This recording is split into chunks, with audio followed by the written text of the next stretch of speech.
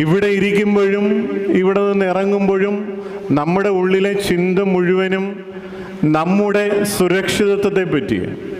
അത് റോഡിലിറങ്ങുമ്പോഴുള്ള അപകടത്തെ പറ്റിയുള്ള സുരക്ഷിതത്വം മാത്രമല്ല, ജീവിതത്തിൽ നാളെ എങ്ങനെ എന്നുള്ള ചിന്തകളെയാണ് നമ്മളെ കൂടുതലും ഭരിക്കുന്നത്. ചിലർക്ക് അത് കഴിഞ്ഞിട്ടുണ്ടാവും. വാർദ്ധക്യത്തിലെത്തുമ്പോൾ എന്ത് ചെയ്യും, എങ്ങനെ നമ്മുടെ ജീവിതം സുരക്ഷിതമാക്കാം. ചിലർ വിചാരിക്കുന്നത് അതിനും അപ്പുറം അടുത്ത തലമുറ, നമ്മുടെ മക്കൾ എങ്ങനെ സുരക്ഷിതരാകാം.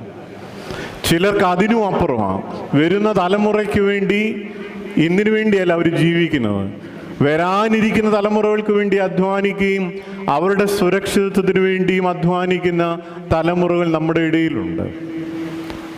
തൊട്ടടുത്ത ദിവസത്തിന് വേണ്ടി, സുരക്ഷിതത്വത്തിന് വേണ്ടി വെമ്പൽ കൊള്ളുന്നു.